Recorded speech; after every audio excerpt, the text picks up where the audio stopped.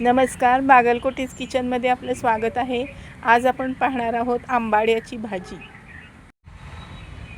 आज आपण आंबाड्याची भाजी करणार आहे। माझ्या परसात बघा ही अशी मस्त आंबाड्याची भाजी आली आहे। आता आपण एक एक पानं त्याची अशी खुडून घेऊया। इतकी कोळी मस्त भाजी आहे।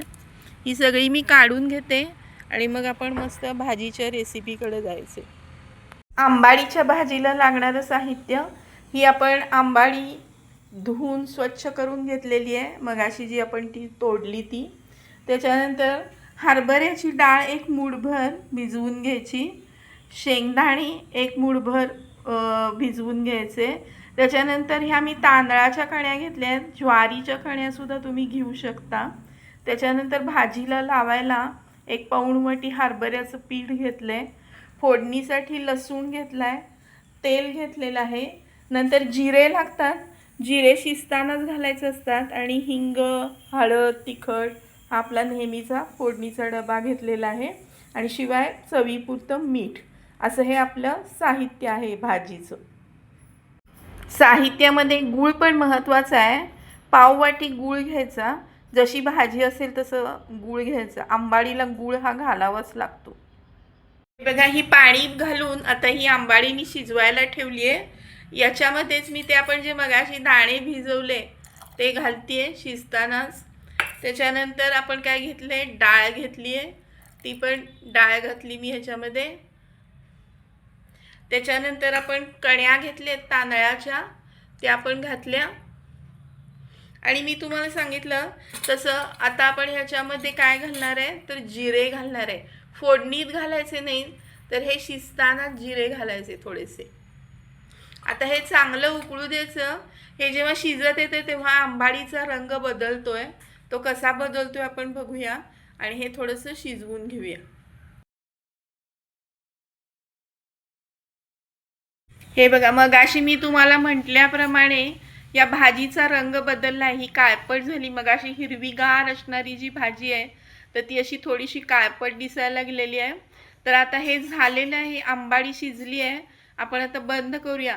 थोडीशी चमचे आणि अशी घोटून घोटून घ्यायची, म्हणजे थोडंसं एखादं मोठं पान राहिलेलं असेल तर ते तुटतं, तर थोडंसं हे घोटून घ्या। किंवा आपण ह्यातलं पाणी काढतो त्यावेळेला हाताने असं स्मॅश किंवा असं मऊ करून घ्यायचं। आता हे आपण चाळणीमध्ये टाकू पाणी, म्हणजे ह्यातलं पाणी जे आंबट आहे तर ते निघालं पाहिजे। भाजीची फोडणी आता आपण करून घेतली आहे। थोडंसं तेल जास्त घ्यायचं, कारण आंबाडीच्या भाजीला आपण वरनं तेल घेतो, तर त्याच्यामुळे थोडंसं तेल जास्त घ्यायचं, जसं तुम्हाला आवडत असेल तसं। याच्यामध्ये आपण मोहरी घालणार आहे, त्याच्यानंतर थोडीशी हळद, थोडासा हिंगही घालूया। थोडाच घालायचा, कारण आपण लसूण घालत असतो त्याच्यामुळे। तर आपण ही मोहरी, हळद आणि हिंग घालून घेतलाय फोडणीमध्ये।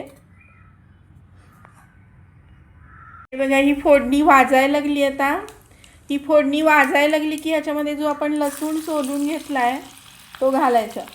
आणि तो चांगला असा खरपूस होस तोपर्यंत आपण गॅस सुरू ठेवायचा आणि मग बंद करायचा। किंवा आता हे असं झालं की बंद करून टाकायचा, म्हणजे करपत नाही लसूण। त्या धगीवर आतमध्ये तो लसूण असा मस्त गोल्डन फ्राय होतो। तर मी गॅस बंद करते। ही आपली भाजीची फोडणी झालेली आहे। हे बघा किती सुंदर लसूण झालाय आपला। असा मस्त दाताखाली आला की इतकी छान सुंदर चव लागते ह्या लसणाची। हे बघा ही मगाशी जी आपण फोडणी करून घेतली तीही मी फोडणी करून घेतली आहे। तर त्याच्यामध्येच आपण आता थोडंसं हे आपलं तिखट घालूया। 2 चमचे तिखट घेतलं मी, ते तिखट घातलं। आता ह्याच्यातच मी थोडासा गूळ घालून घेते आणि ते चांगलं ढवळू आणि मग त्याच्यामध्ये आपण भाजी घालूया। हे बघा मी असं फोडणीतच गूळ तिखट विरघळून घेतलंय। त्यांनी मग ती गरम भाजी असती त्याच्यात आपल्याला हातात तो गूळ फोडायची हे राहत नाही। हे कसं मस्त होऊन गेलंय। आता ह्याच्यामध्ये आपण काय करायचंय, आता भाजी घालायला सुरू करायची या फोडणीमध्ये। फोडणीमध्ये मी ही भाजी घातली आणि सारखं करून घेतलंय. आता ह्याच्यामध्ये आपण मीठ घालूया चवीपुरतं. हे बघा, हे मीठ घातले मी आता. आता आपण पुन्हा थोडीशी भाजी शिजवायची आहे फोडणीत घातल्यानंतर, तर त्याच्यासाठी म्हणून मी ह्याच्यात थोडंसं हे पाणी घालून घेते.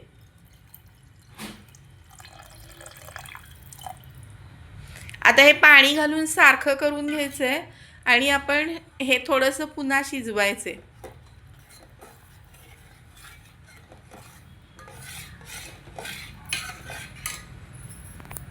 ह्याला एक चांगली उकळी येऊन द्यायची. आता हे बघा, ही चांगली उकळी आली आहे ह्या पाण्याला. तर ह्याच्यामध्ये आता आपण डाळीचं पीठ घालून घेऊया. गुठळ्या होणार नाही तसं मस्त सारखं करून घेऊया.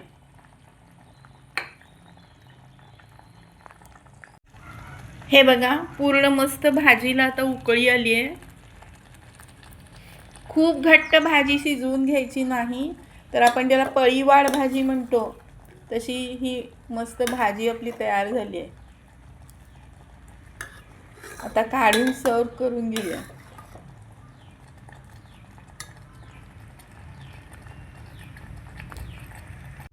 ही बघा, ही आपली आंबाडीची भाजी तयार झाली आहे. मी वर आणखीन फोडणी घातली आहे. फोडणीत पण थोडेसे तळून दाणे घातलेत, ते पण खूप छान लागतात. उकडलेले तळलेले दाणे. खूप सुंदर झालेली आहे आपली आंबाडीची भाजी. भाजी आवडली असेल तर लाईक करा, शेअर करा आणि चॅनल अजून सबस्क्राईब केले नसेल तर सबस्क्राईब करा. धन्यवाद. ही भाजी आपण मस्त भाकरीबरोबर, पोळीबरोबर किंवा भाताबरोबरही खाऊ शकतो. पण भाकरी आणि आंबाड्याची भाजी, कांदा कच्चा खूप छान कॉम्बिनेशन आहे.